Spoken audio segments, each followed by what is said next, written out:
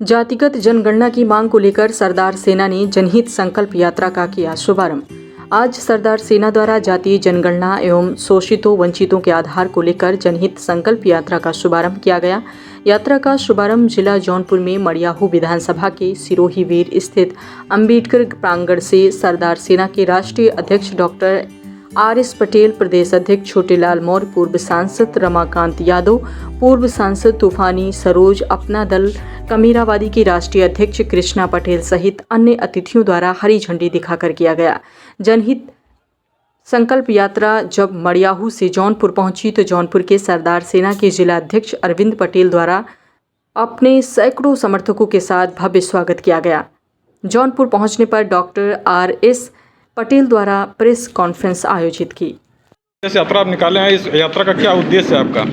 सबसे पहले धन्यवाद आप पत्रकार साथियों को।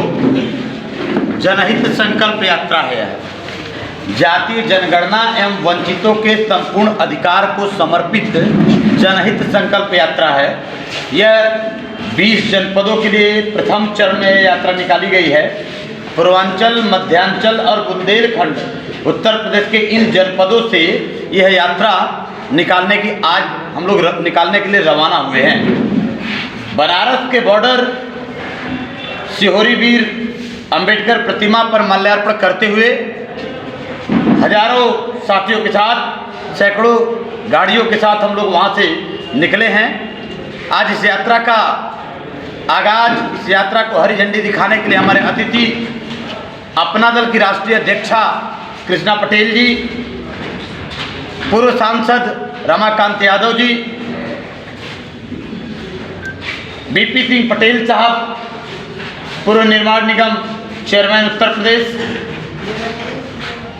हमारे साथ सरदार सेना के प्रदेश संगठन मंत्री सुरेश वर्मा, प्रदेश अध्यक्ष आदरणीय छोटेलाल मौर्य जी, राष्ट्रीय उपाध्यक्ष हम सबके लगातार श्रीमान चौहान जी, शिवराम सिंह चौहान, अरविंद सिंह पटेल जी समेत बहुत सारे साथी, हमारे जनपद जौनपुर के जिलाध्यक्ष अरविंद सिंह पटेल जी समेत तमाम सरदार सैनिक, तमाम सामाजिक संगठनों के लोग इकट्ठा हुए।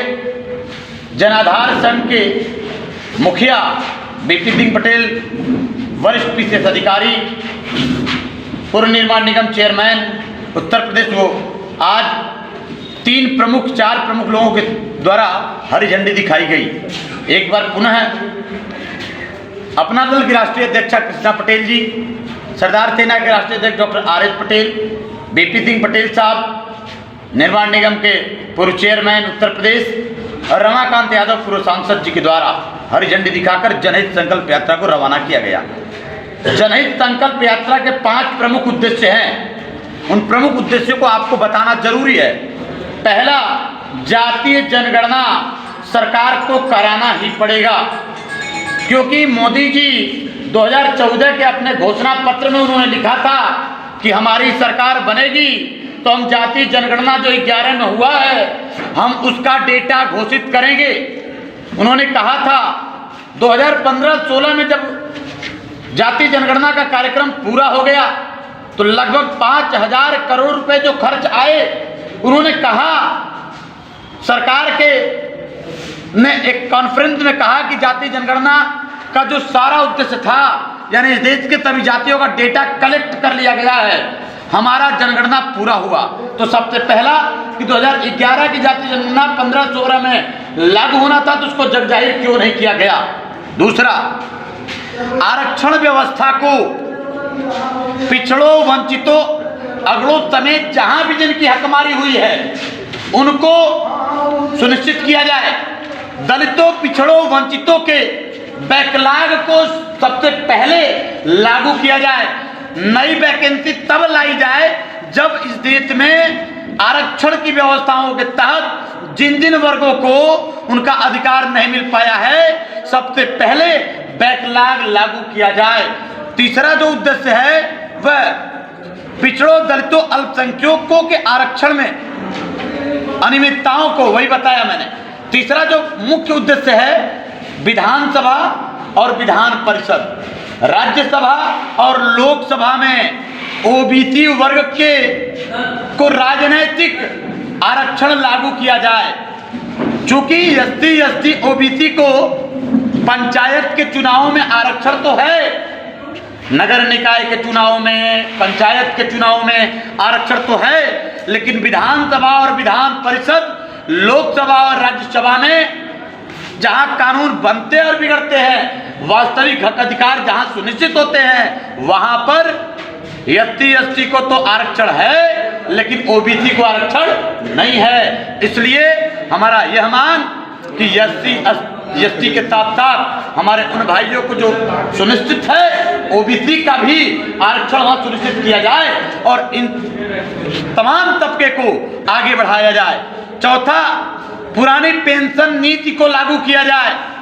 सवाल यह है कि एमपी एमएलए एक बार हो जाते हैं तो उनको पेंशन मिल जाता है और मिलता रहता है, लेकिन इस देश में 60 साल, 62 साल, 65 साल तक अपनी पूरी जीवन खपाने वाले राज्य कर्मचारी, केंद्रीय कर्मचारी, सभी कर्मचारियों को सरकार पेंशन जो रोकी है, वो समान पेंशन नियम लागू किया जाए, पेंशन नीति को लागू किया जाए। पांचवा है, बहुत इंपॉर्टेंट है, समस्त राजनीतिक पार्टियों को संवैधानिक प्रक्रिया के दायरे में, कानून के दायरे में उनके घोषणा पत्र को लाया जाए। अभी तक क्या होता है, देश की जितनी राजनीतिक पार्टियां हैं, चुनाव लड़ने के लिए जब वो घोषणा कर देते हैं तो घोषणा के उपरांत वो कई पन्ने का खर्रा लेके आते हैं और सब 99% झूठ बोलते हैं, देश की जनता के साथ धोखा करते हैं। क्या मांग है? मांग यह है, जो भी पार्टियों का घोषणा पत्र हो, अगर उनकी सरकार बनती है तो पहले कैबिनेट में ही घोषणा पत्र के एक एक तथ्यों को लागू करने के लिए कैबिनेट में प्रस्ताव पारित किया जाए। भले वो 5 साल में लागू करें, लेकिन कैबिनेट में कानून बनाकर प्रस्ताव लागू कर देना होगा। नहीं होने का परिणाम क्या है?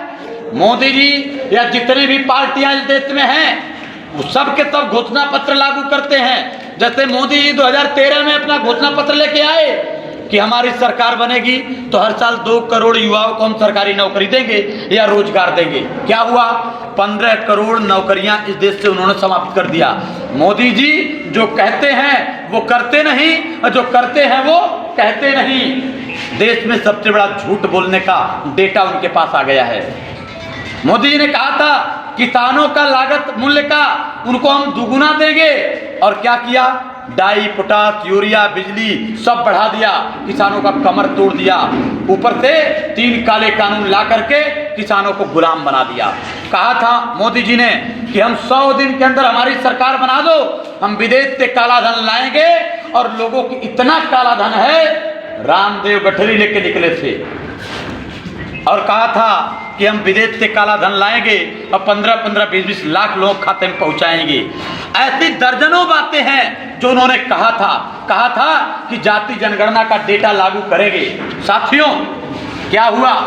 मोदी जी ने 1-2 कामों को, 4 कामों को छोड़ दिया जाए, उनके घोषणा पत्र के 2-4%, 5% छोड़ दिया जाए, तो 90-95% घोषणा पत्र के कार्य को उन्होंने पूरा नहीं किया। इसलिए ये कानून बनाया जाए कि सिर्फ मोदी जी ही नहीं, देश की जितनी पार्टियां हैं उनको कानून के दायरे में घोषणा पत्र लाया जाए। अगर कानून बन जाएगा तो देश के लोगों के साथ धोखा नहीं होगा, अगड़े पिछड़े दबे कुचले सबका समान विकास का अवसर मिलेगा और देश आगे बढ़ेगा। अंतिम जो शब्द है वह यह है, आप लोग जानते हैं लखीमपुर खीरी में क्या हुआ? लखीमपुर खीरी में किसानों के ऊपर सीधे थार गाड़ी चढ़ा दी गई, फॉर्च्यूनर गाड़ी चढ़ा दी गई। किसान जा रहे थे और देश के केंद्रीय गृह राज्य मंत्री अजय मिश्रा उर्फ टेनी का बेटा इस देश के किसानों के ऊपर गाड़ी चढ़ाता है, हत्या हो जाती है। पत्रकार के ऊपर इन्हीं भाजपा के समर्थक के लोगों ने, टेनी के मित्रों ने वहां एक पत्रकार को गोली मार दिया। यह भी वीडियो आप लोगों ने देखा है। साथियों, इस देश में आम जनता सुरक्षित नहीं है, किसान सुरक्षित नहीं है, महिला सुरक्षित नहीं है। हद तो तब हो जाता है कि इस देश में पत्रकार भी सुरक्षित नहीं है। आपराधिक मुकदमे हैं, पहले वो जब तक पद पे रहेंगे, लखीमपुर किसानों के कांड में न्याय नहीं मिल पाएगा, वो इस्तीफा दे या उनका बर्खास्तगी लेटर सरकार जारी करे। इस बात को लेके आप सबके बीच में आए हैं और एक कठोर कानून बनाया जाए कि इस तरह के जो काम करते हैं उनको लंबे समय तक समाज को न्याय देने के लिए लंबे समय के लिए जेल के शिक्षों में बंद किया जाए और आजीवन समाज को न्याय मिल सके। यह 5-6 प्रमुख मुद्दों को लेकर आप पत्रकार साथियों के बीच में आज जौनपुर में मैं आप सबसे बात कर रहा हूं। जनहित संकल्प यात्रा सरदार सेना द्वारा और दर्जनों सामाजिक संगठनों द्वारा निकाला गया है। सर, ये यात्रा जो आप प्रारंभ किए हैं, ये जौनपुर इसलिए क्यों चुना आपने? आप लखनऊ से भी निकाल सकते थे और जिलों से निकाल सकते थे, जौनपुर और मड़ियाहू से क्यों प्रारंभ किए? क्या करा आपको इसके लिए? मैं रहने वाला बनारस का हूँ और समापन बनारस में करना है 20 जनपदों के बाद। तो बनारस के बगल का जनपद जो है वो जौनपुर पड़ता है और हमारा बॉर्डर जब हम उधर से निकलते हैं तो मड़ियाहू पड़ता है। तो ये हुआ कि मड़ियाहू से शुरू किया जाए और करते हुए जौनपुर मुख्यालय पर आप लोगों से मुलाकात करते हुए समाज की बात रखते हुए आजमगढ़ में पहुंचा जाए, मऊ में पहुंचा जाए, देवरिया पहुंचा जाए, फिर अन्य जनपदों में पहुंचा जाए। यात्रा की समाप्ति कहाँ?